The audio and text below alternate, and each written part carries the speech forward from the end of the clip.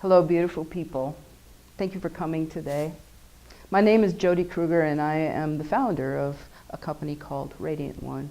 Radiant One is a place where joy is a way of life. I'm a spiritual leader, and I am an author of books that are for children of all ages. Books called Julia and Water Song.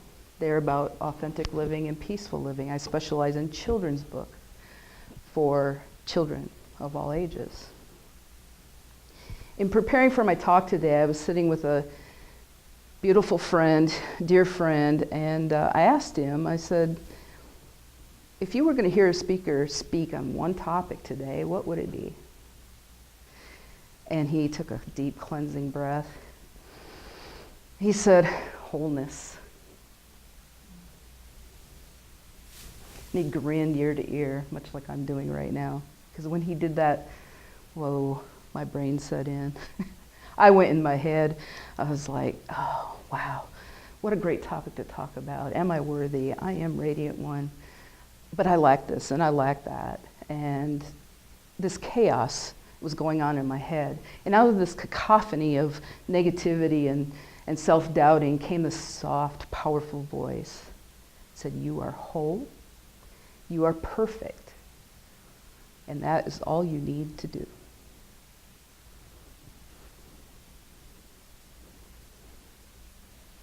So what do?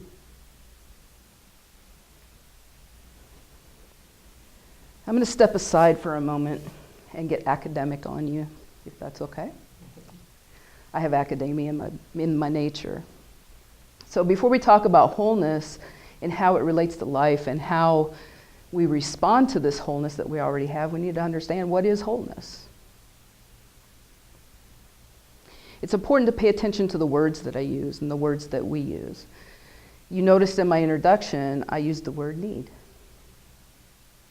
Need has a very low vibration, has a feeling of, I have something I need to do, this feeling of lack. And I use the words get to. What do I get to do now? That raises the vibration. We start to smile. We get excited, and we have a feeling of, wow, that's amazing. And later on, I'm going to talk about the word desire. What does that do to our vibration? What does that do to our energy? Brings up even higher to the state of divine. So it's important to emphasize that and understand that as I talk from here on out. The word wholeness, where does the word wholeness come from? It originated in Saxon. It's a Saxon word, Hal, H-A-L, kind of like our buddy Hal. Hal is the root of words such as whole. The whole isn't complete, like we're talking about. Hail, like hail a cab. And the word hello. Did you use the word hello today? Of course we did. I just said hello. That was the first word I said. Hello has a meaning behind it that means I wish wholeness upon you, or I wish wholeness upon someone. So next time you say hello, think about seeing them as whole, perfect person, rather than the hello that we sometimes get wrapped into. Okay, so wonderful. What do I get to do? I get to speak to you today about wholeness. I woke up this morning and that was the first thing that popped into my head. Wow, I get up, go to work, breathe, and talk to these beautiful beings about wholeness, a topic that mere days ago scared me. Put me into this cacophony of thoughts that just did not serve me. But that voice came through. The voice from wholeness came through to me. How awesome is that?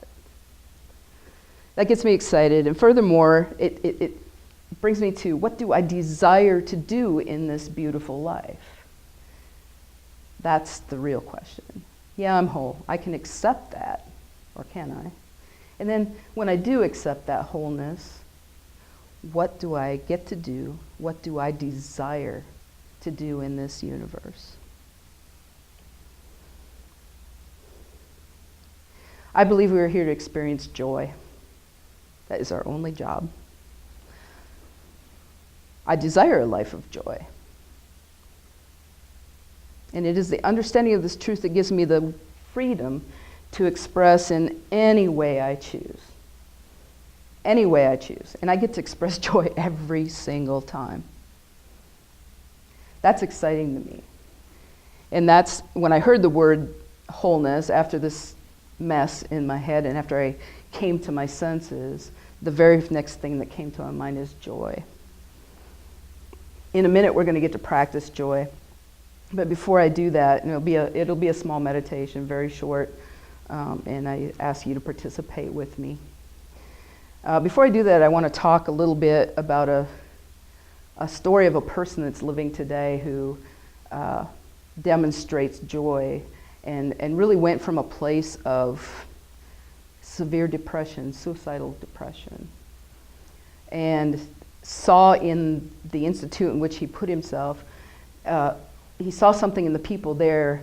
He saw people bringing joy to each other and sharing that joy. It's inside us, and he saw that, and he very quickly and rapidly accelerated to medical school and went on. We're talking about Dr. Hunter Adams, otherwise known as Patch Adams. I hope everybody's heard of him. If not, I'm going to tell you a little bit about him. So we know his background. What he did is he went into the hospitals, and he wasn't supposed to be there as a second-year medical student. He wasn't allowed, but he went anyway. And he asked people what their fantasy was. These were people that were, for the most part, something we would call terminally ill. These are their last days. And he recognized that this was merely a transition for them, and that they still had things that they wanted to do. They still had life to live. They still had fantasies. And one that really sticks out for me is an old woman who's smiling ear to ear, a little Italian woman, and she says, my fantasy, when I was a child, my mother would make pasta, and before she poured it out of the pan, she'd let me reach my hand in there and grab the noodles and feel the noodles, and you can see the joy flood on her face. And she says, my fantasy is to swim in a pool full of noodles, top to bottom, edge to edge. And a few scenes later, you see Patch and his friends in a pool full of noodles with the little woman.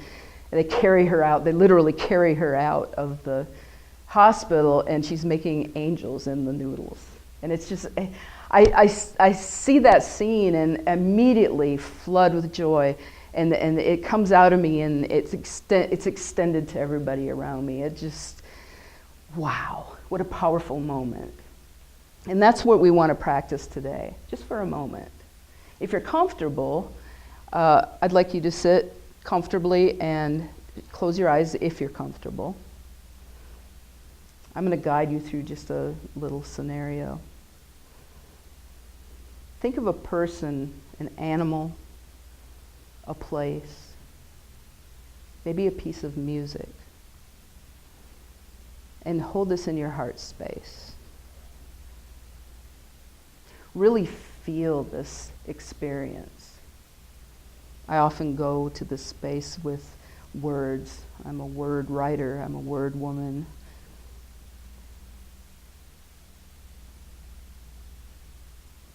Really focus on what the energy of your body is when you're in this space of joy. What does that feel like? Is there a vibration? What does that feel like?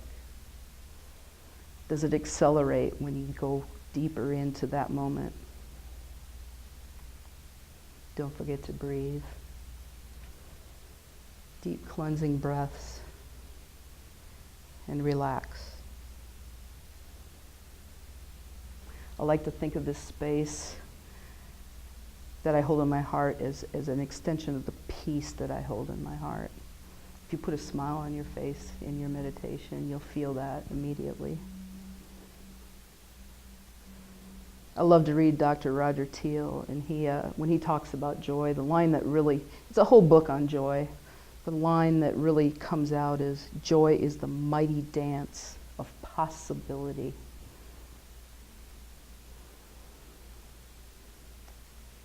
When you're ready, you can gently bring your attention back to where you're sitting and open your eyes. Take a moment to view the beautiful smiles of those around you. Take note of what you're experiencing and how you're feeling. This is the joy that we can call on at any moment. It comes from our wholeness. We are already whole. There is nothing to do. So there really is nothing to do but to experience joy. And that's what wholeness means to me, is the understanding that I have that powerful tool at my beck and call. In order to wrap this up, I'd like to use a quote by Deepak Chopra, and then I'll restate it in my own words, because he does have a beautiful way of saying things that give me chills. The source of all creation is pure consciousness, wholeness, if you will. Pure potentiality, seeking expression from the unmanifest to the manifest. And when we realize that our true self is one of pure potentiality, we align with the power that manifests everything in this universe. In my words, in accepting our state of wholeness and realizing we are pure potentiality, seeking expression, we choose joy every single time. I thank you for listening today and sharing your beautiful smile. I'd love to connect with you. On the video banner, there's the information to get a hold of me, my phone number and my email address. You can get these books and connect with me. We can talk. I'm a speaker. I can speak with your group. I'd love to connect in any way that you see fit. And you can also go to Facebook and find me at Radiant One. I thank you again and ask you to have a radiant day.